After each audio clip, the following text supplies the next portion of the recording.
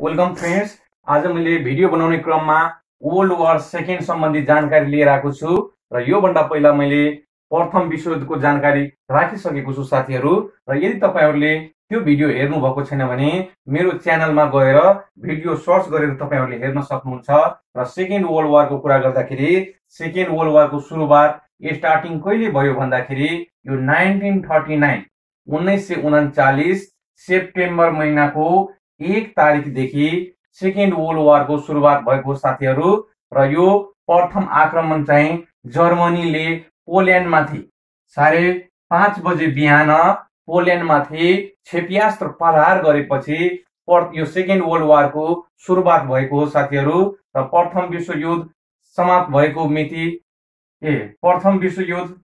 भएको मितिदेखि 21 वर्षपछि second world war सुरुवात भएको भनेको जहिले प्रथम युद्ध भएको थियो त्यो भन्दा यो 21 वर्षपछि मात्र सेकेन्ड वर्ल्ड वारको सुरुवात भएको हो। र मैले यहाँनिर डेट पनि लेखेको छु। यसको अन्त्य 1945 सेप्टेम्बर 2 मा भएको हो। यो 1945 सेप्टेम्बर महिनाको 2 तारिकमा सेकेन्ड वर्ल्ड वारको अन्त भएको हो। र यसमा जम्मा दुईवटा पक्षधरहरू थिए साथीहरू। जर्मन पक्षधरहरू थिए। जर्मन पक्षधरलाई धुरी राष्ट्र समूह भन्थ्यो। धुरी राष्ट्र भनेको सेन्ट्रल पावरलाई नै धुरी राष्ट्र समूह भन्थ्यो। र यो सेन्ट्रल पावरका प्रमुख राष्ट्रहरू एउटा जर्मनी, अर्को इटाली र जापान थिए। यी प्रमुख राष्ट्रहरू सेन्ट्रल पावरमा यानी कि धुरी राष्ट्र समूहमा थिए भने बेलायत पक्षधरको समूहलाई मित्र राष्ट्र समूह भन्थ्यो, जसलाई एलायन्स पावर भनिन्थ्यो। एलायन्स पावर भनेको नै मित्र राष्ट्र हो साथीहरू। र यो मित्र राष्ट्रमा बेलायत, रुस, अमेरिका, फ्रान्स जस्ता देशहरू यसमा थिए। यसरी दुई ग्रुप बीच धुरी राष्ट्र र मित्र राष्ट्र बीच भएको वारलाई नै सेकेन्ड वार भनिन्छ साथीहरू, जुन 1939 सेप्टेम्बर 1 देखि स्टार्ट भएको थियो। र द्वितीय विश्वयुद्ध हुँदाखेरि नेपालको प्रधानमन्त्री को थियो भन्दाखेरि जुद्ध शमशेर। द्वितीय विश्वयुद्ध हुँदा नेपालको प्रधानमन्त्री जुद्ध शमशेर थिए भने प्रथम विश्वयुद्ध हुँदाखेरि नेपालको प्रधानमन्त्री चन्द्र शमशेर थिए। तपाईहरु नझुक्ने होला। अनि यो भिसी भनेको भिक्टोरिया क्रस हो साथीहरू। सेकेन्ड वर्ल्ड वारमा भिसी पाउने नेपाली सेनाको संख्या 10 जना थिए।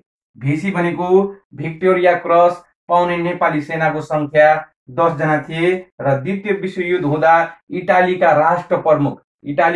राष्ट्र प्रमुख को थिए भन्दाखेरि धेरैचोटि प्रश्न सोध्न सक्छ साथीहरू। यो चाहिँ मुसोलिनी थिए। इटालीको राष्ट्र प्रमुख मुसोलिनी थिए। र मुसोलिनीले एउटा भनाइ भन्थे मुसोलिनीको एउटा भनाइ थियो, साना र निर्मल राष्ट्रले यो संसारमा रहने कुनै अधिकार छैन।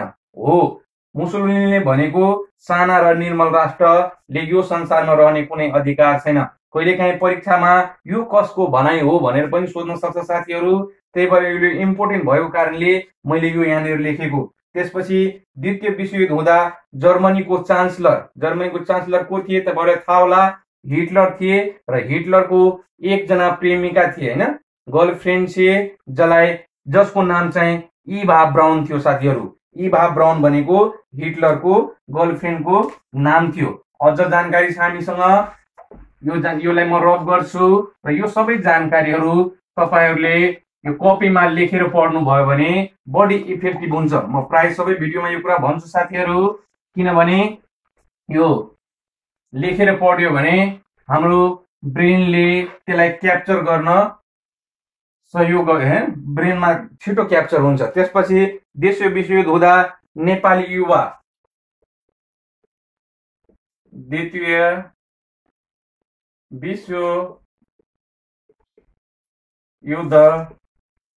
हुँदा नेपाली युवाको बेलायती सेनामा भर्ना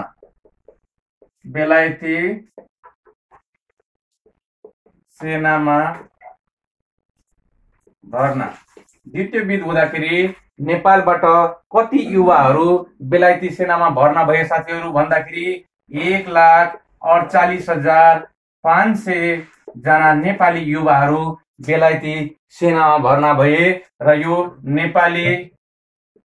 नेपाली सेनाको नेतृत्व गर्ने व्यक्ति को भन्दाखेरि दुईजना नेतृत्व गर्ने व्यक्ति थिए। एउटा थियो एकराज शमशेर थियो भने अनि अर्को थियो ब्रह्म शमशेर।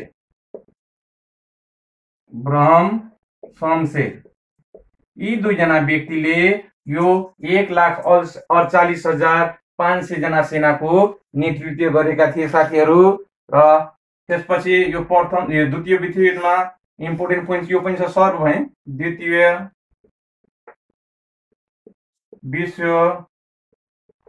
विश्वयुद्धमा सर्वप्रथम आत्मसमर्पण गर्ने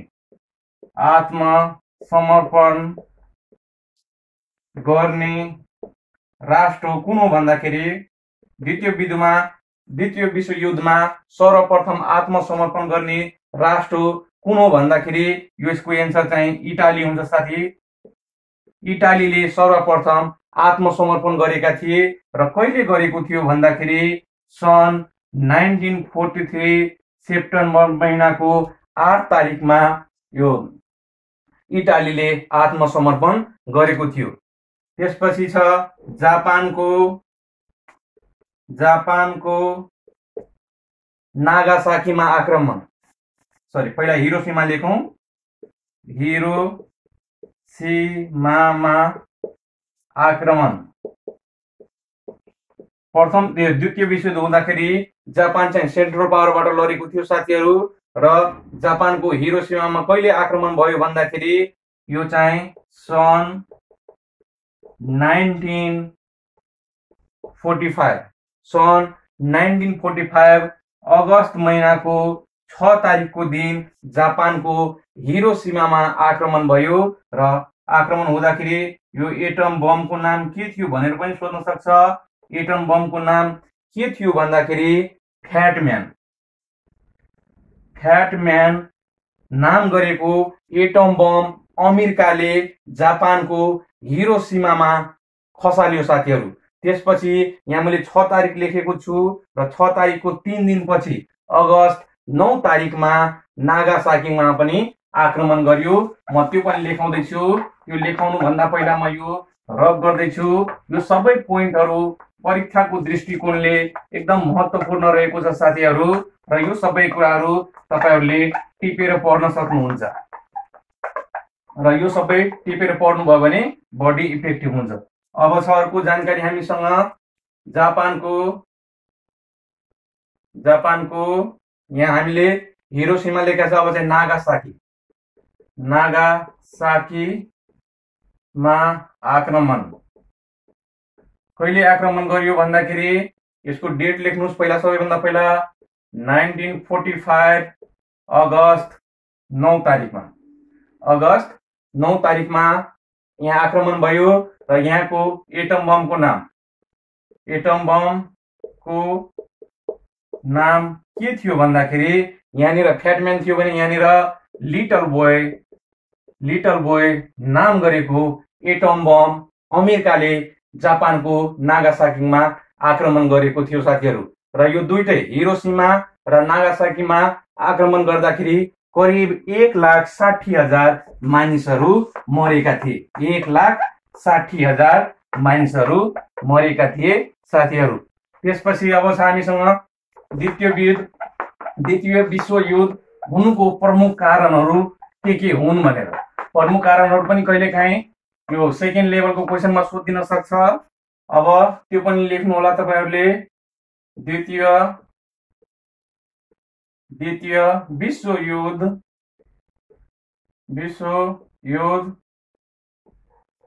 हुनुको प्रमुख कारणहरू के हुन् भनेर। नभए कहिलेकाहीँ लोकसेवा आयोगले दिएका मध्ये कुन कारणहरू प्रमुख कारण हो भनेर टिक गर्नुहोस् भनेर पनि क्वेसन सोधिन सक्छ साथीहरू। र त्यसको लागि मैले यहाँ लेखेको छु। 1 नम्बरमा छ अपमानजनक अपमानजनक भर्सेलिज सन्धि।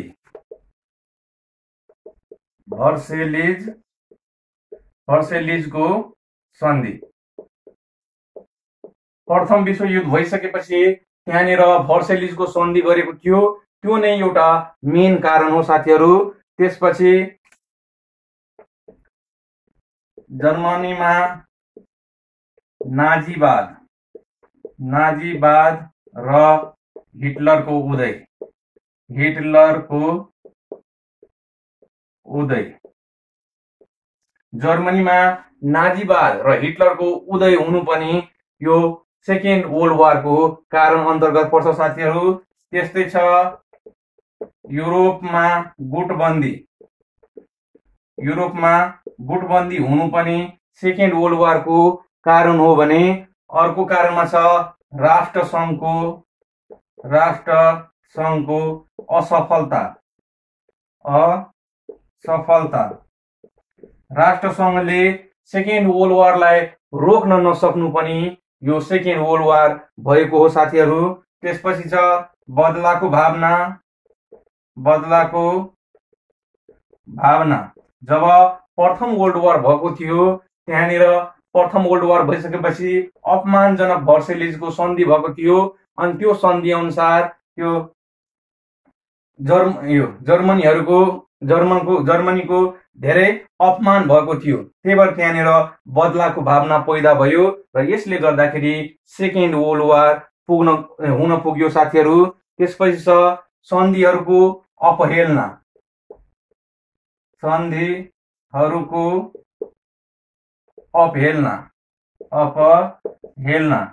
सन्धि अनुसार राष्ट्रहरूले व्यवहार नगर्नु, सन्धिलाई अपमान गर्नु पनि यो सेकेन्ड वर्ल्ड वार भएको हो साथीहरू। त्यसपछि छ साम्राज्यवाद।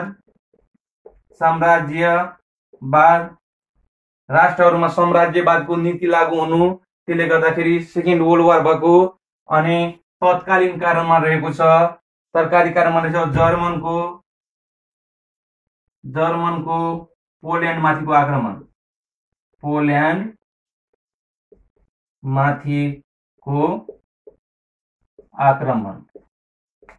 जर्मनले पोल्यान्डमाथि आक्रमण गरेपछि सेकेन्ड वर्ल्ड वारको सुरुवात भएको साथीहरू। एकचोटि म यसलाई फेरि रिपिट गर्छु। अपमानजनक भर्सेलिजको सन्धि, जर्मनीमा नाजीवाद र हिटलरको उदय, युरोपमा गुटबन्दी, राष्ट्रसङ्घको असफलता, बदलाको भावना, सन्धिहरूको अपहेलना, साम्राज्यवाद र जर्मनको पोल्यान्डमाथिको आक्रमण मेन यिनै प्रमुख कारणहरूले गर्दाखेरि द्वितीय विश्वयुद्ध सेकेन्ड वर्ल्ड वार भएको हो साथीहरू। र यस्तै अन्य जानकारी पनि म ल्याउँछु नै। र तपाईहरुलाई यो भिडियो मन पर्यो भने हाम्रो च्यानललाई सब्स्क्राइब गर्नुहोला, कमेन्ट गर्नुहोला, लाइक गर्नुहोला। अनि तपाईहरुले गरेको जुन कमेन्ट लाइकले हामीलाई अर्को भिडियो बनाउनलाई प्रेरित गर्छ साथीहरू। आजलाई यति नै, नमस्ते।